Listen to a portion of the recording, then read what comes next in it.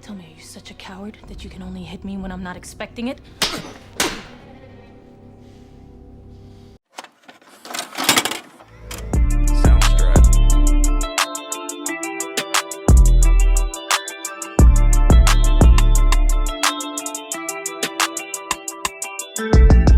Jennifer Lopez has been a popular topic lately.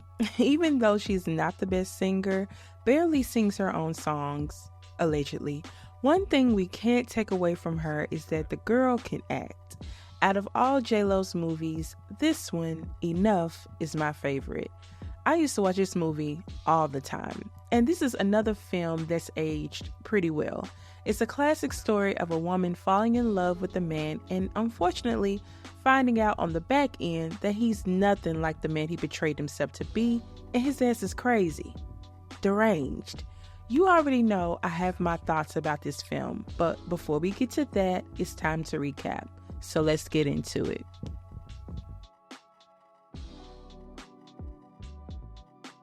This movie starts off with us meeting our main character, Slim, who is a waitress at a diner. We also meet a few of her friends and co-workers, Phil, the diner owner, and Jenny. As their shifts are about to end, this customer pops in. His name is Robbie, and he tries to start a conversation with Slim, but she isn't interested. It wasn't until Jenny encouraged her to take a chance on him that she went back and tried to talk to him. When Slim notices a rose that Robbie has and asks whose it's for, Robbie claims that the rose is for her. Then this guy interrupts them to let Slim know Robbie's true intentions. Mitch, that's his name by the way, tells Slim that Robbie made a bet with another guy that he could sleep with her. Now, this was all a scheme that Mitch set up to come to Slim with the BS, all in an effort to make Mitch seem like a good guy. And it works, and their love story begins. We fast forward to their wedding. Here, we learn that Slim's mom is dead, and she hasn't seen her dad since she was 2. This is important to keep in mind. Also, her ex, Joe, is at this wedding for some reason. Jenny dances with him and gets the okay from Slim to pursue him. He comes back into the story later. Now, Phil was like a second dad to her. He paid for her wedding and even gave her a nice, hefty wedding gift. Mitch made it clear that he wanted kids ASAP, and Slim was down for it, so they immediately started trying. We fast forward to Mitch and Slim spotting a house they love, and Mitch walks up to the owner and basically threatens him to sell. Our first obvious sign that dude is not quite right. Before you say no, again, just think how miserable one determined crazy person can make you. Pretty much every day until the day you sell. Let me remind you that we are only 10 minutes into this movie. Yeah, keep up. So we fast forward again to Slim and Mitch welcoming their first child, Gracie. At this point, everything appears to be good. Perfect even. For now. And of course, things start to take a turn and the cracks start to show.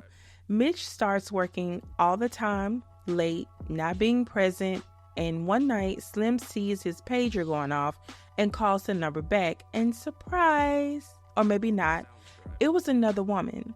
Slim confronts Mitch. She's confused because she thought they were happy. I mean, I must be like the biggest moron on the planet because I thought we were happy. Were we happy? You said I was safe with you. You are. At this point, Mitch seems to be remorseful and assures Slim that their family is important to him. And of course, he didn't stop cheating. He even came home smelling like perfume. At this point, Slim was over it and demanded answers. And this is when Mitch dropped his mask completely. It's not that our sex life hasn't been good. It's been great, Slim. Men and women have different needs. Now, Slim couldn't believe what he was saying. She starts going off on him, telling him what she wouldn't accept.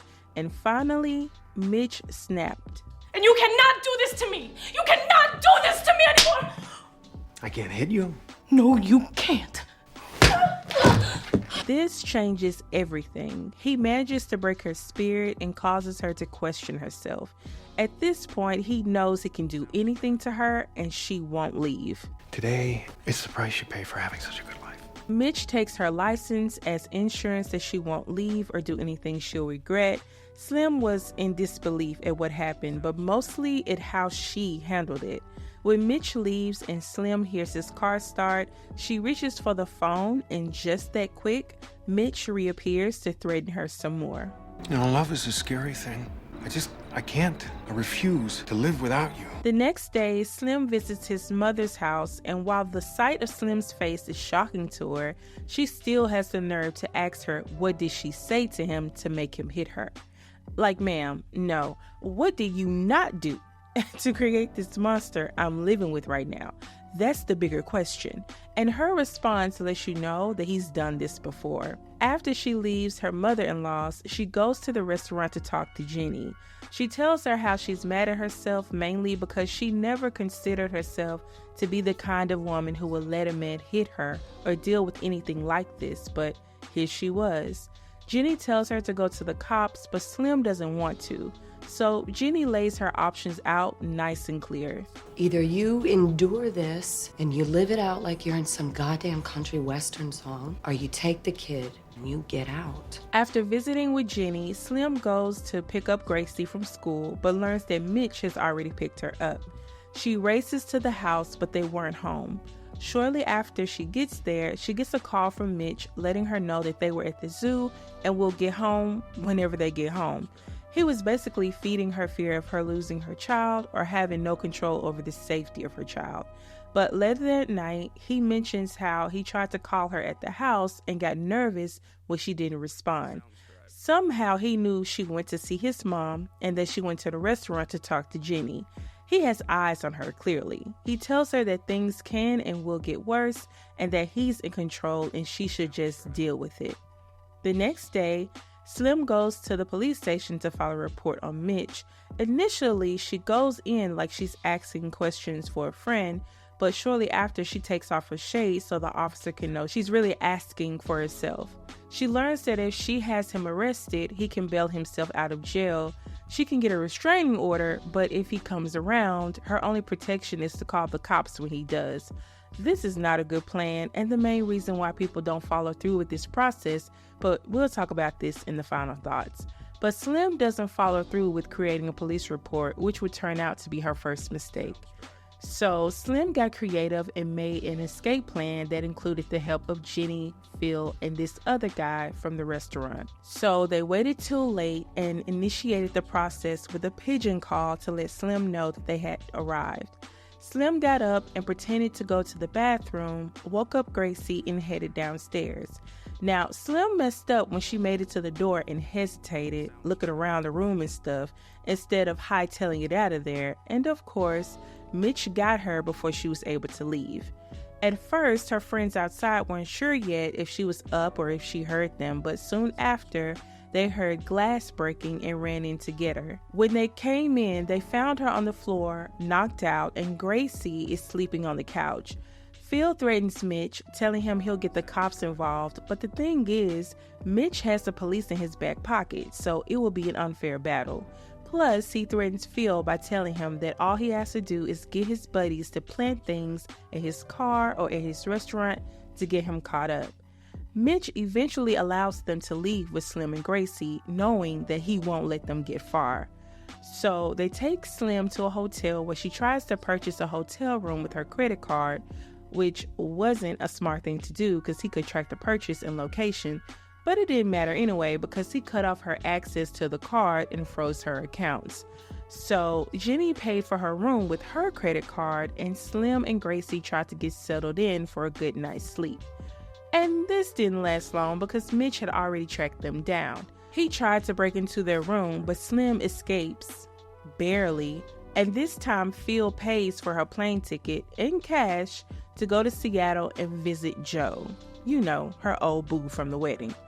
And just as Slim and Gracie were getting settled in Seattle and started to feel just a little bit safe, there was a knock at the door and Joe told Slim and Gracie to hide. These FBI agents come in and search his home after they show him a warrant that they refuse to let him read.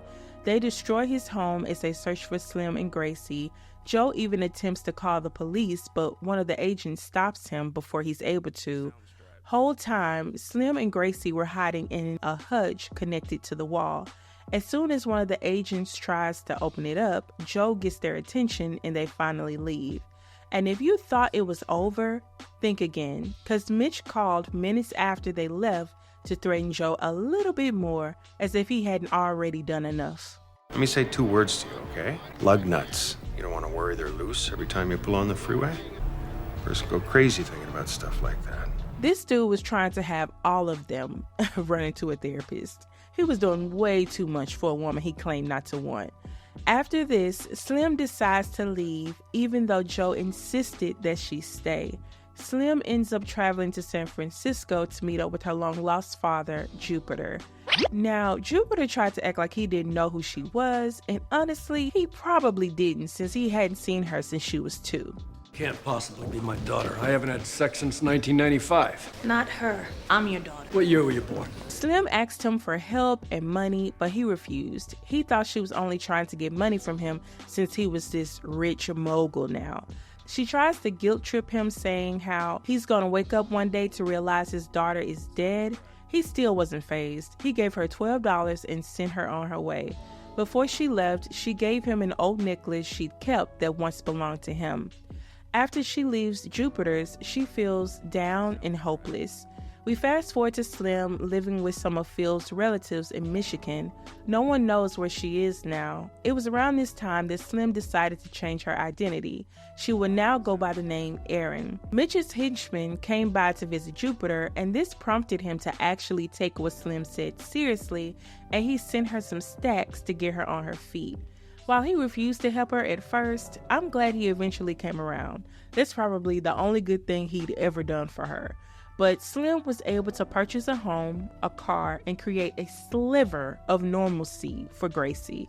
She rigged the hell out of this house though, which comes in handy later. And since Slim got a new identity, it was only right that Gracie got one too. What's your name? Queen Elizabeth. Slim drove hours away from where she lived to talk to Mitch's mom. She kept in contact with her to, 1, keep her updated, and 2, have a witness that could say that she didn't kidnap her own child. It was during this check-in that Mitch's mom convinced Slim to let Gracie talk to her dad. She's reluctant to do so at first, but she eventually does. While Gracie was happy to talk to her dad, the good vibes didn't last long. Mitch slipped up and showed his true self to Gracie when Slim warned him about asking too many questions. Look, no questions, okay? Or it ends now. Listen, bitch, she's my daughter too, so don't fucking tell me how I can talk to her. Listen, just tell Daddy that you love him and say goodbye, okay? Turns out, Mitch was tracing their phone call, so now he knows where to start looking for them. And this is where we meet Robbie again. Remember him? Turns out he's one of Mitch's henchmen, and he's helping him track down Slim. Robbie tries to talk sense into him. He knows Mitch is crazy and doesn't understand why he's doing any of this. He even suggests that Gracie is better off with Slim, but Mitch doesn't want to hear anything he has to say and demands that he helps him find them. It's you, Robbie.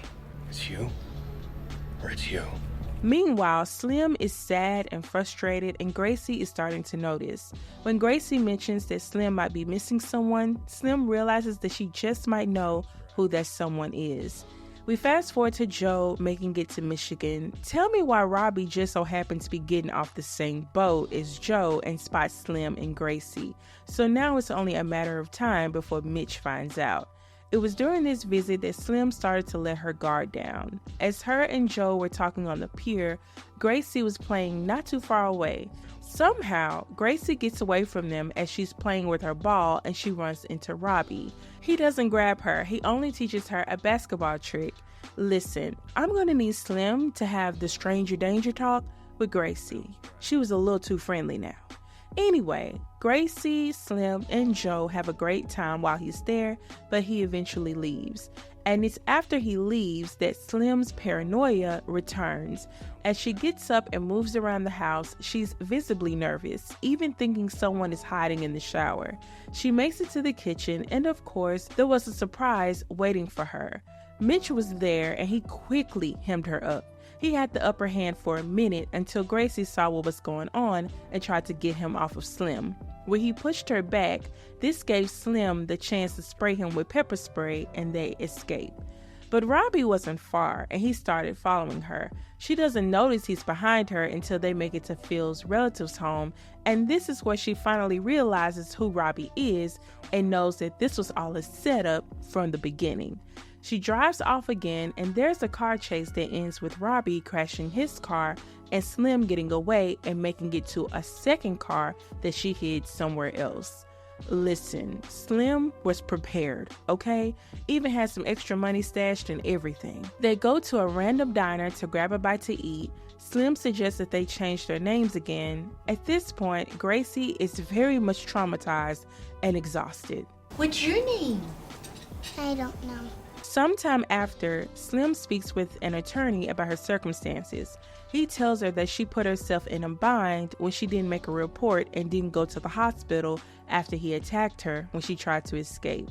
He also tells her that this whole custody battle that Mitch's mom warned her about could be a ploy for Mitch to find out where she is and kill her.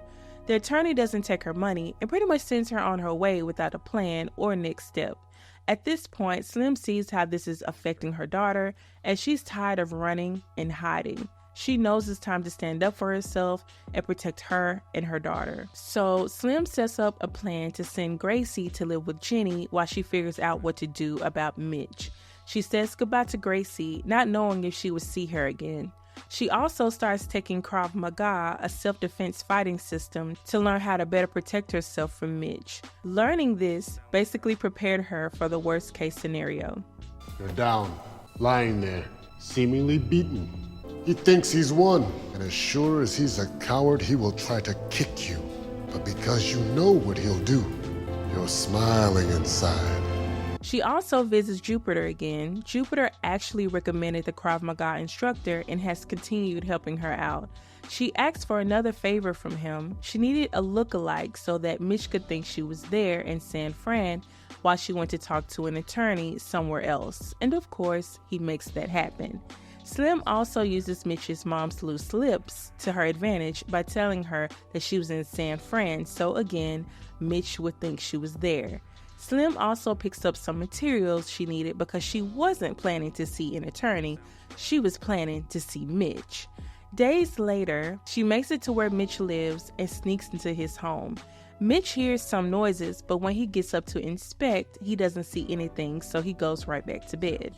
When morning comes, Slim sees him get ready to leave for work, and child, why is this man receiving services from escorts now? Still on some BS. But Mitch calls his girlfriend after the escort leaves, lies about working late, and tells her how they found Gracie in San Fran, and he doubts if they would ever find Slim. He was already setting up the story for when he killed her. Mitch finally leaves out, and Slim comes down from her hiding place only to realize she left it too soon because Mitch comes back in to cut off the coffee pot. When he realizes the coffee pot had already been cut off, he grows suspicious and circles the kitchen, coming close to finding Slim, but he eventually sets the alarm and leaves back out. When he leaves, Slim starts setting up for battle. In her bag of materials, Slim had a cell phone signal blocker, tools to cut phone lines and alarm systems, a metal detector to detect guns, along with other things. She even hid any sharp items like knives. Slim also planted letters in Mitch's drawer detailing that they met to discuss Gracie, and she also mentioned prior abuse just in case she was killed. She also learned the house and adjusted furniture so that she could maneuver well during a fight. As time was winding down and she had everything set to go, she called Jenny for some last-minute motivation. You have a divine animal right to protect your own life and the life of your offspring. As they say goodbye, Slim tests the signal blocker and it works. She gets ready, putting on her steel-toe boots, her rings, and her Vaseline. Sometime after, Mitch finally makes it home. He comes in, makes it to his room, and suddenly the lights switch off. He walks around, stunned for a bit, but then Slim announces herself. It's me. Mitch is spooked. He immediately starts looking for his gun, but Slim tells him she's found both of them. He tries to call the cops, but Slim cut his phone line and he can't use his cell to call them because she has a signal blocker. So there's no running from this smoke. Not this time. Slim reveals her location and quickly gets down to business.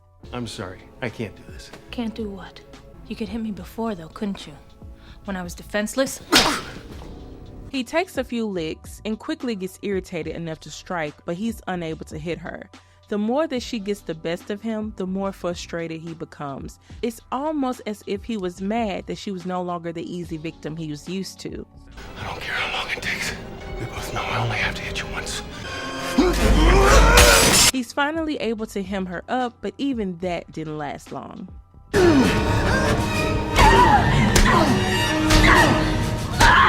She managed to hit his head on the side of a table and knock him out, but when it came time to deliver the final blow, she hesitated, and that gave Mitch the opportunity to get up and try to knock her out with a limb.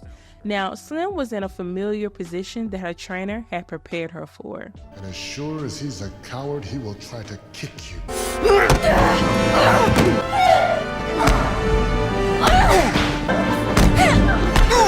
Listen, she had flashbacks, okay? And that's all she needed to get the courage to deliver the final deadly blow, and Mitch was a goner. Slim gets rid of the materials she used and calls the cops. She doesn't go to jail, thank goodness, and she's able to reunite with Gracie and Joe, and she finally gets some peace and a happy ending. And that's the end of the movie, and here are my final thoughts. Listen, Mitch manipulated every piece of their relationship from the very start. Him meeting her, having Gracie, separating her from her loved ones, having her depend on him financially, weakening her to accept his abuse in exchange for this so-called good life he provided. So much. Slim should have made the initial police report and went to the hospital after he attacked her when she tried to leave. She dug a hole for herself by not doing so. However, at the same time, how many women have we known who did those things, even had a restraining order, and they still weren't protected? And with Mitch having the resources and connections with law enforcement, it may have made it even worse. So I understand her fear of getting the police involved. Dude used police resources to hunt her down, track credit card purchases from her and her friends, track phone calls, plane tickets, basically hunt her down. And his mama had the nerve to ask Slim what she said to him to make him snap. Honey, the better question is, what did you do or not do to make your son so freaking psychotic? And then his mom was telling Mitch where she was the whole time. Slim had to get a new identity, purchase everything cash, rig her home up, stash money in cars and random places, all in the effort to stay alive and hide from your crazy ass son. Not only did Mitch traumatize Slim, he traumatized his daughter as well. And one thing that really irked me was how the attorney and Mitch's mom told Slim to let him see her. If he's abusing the mom, why wouldn't he abuse the kid? Like, what would stop him from doing so? A conscience? Something that he doesn't have? Clearly. While Jupiter was super trash for abandoning Slim when she was a child, I have to give him a little bit of props for coming through and giving her what she needed to protect her and her child. He looked out for them in the end. I'm glad that Slim was able to get her power back and rebuild her life with Gracie and Joe. She deserved to have some peace after everything she'd been through. Anyway, that's it for this review. Please like, comment, and subscribe if you haven't already. As for the next review, all I'm gonna say is 1994. This movie is another film centered around a mother who did not play about her kids. It also stars an actress / popular 90s talk show host. And listen, though her methods were quite impulsive and deadly, I still stand. See you next time, you guys. Bye.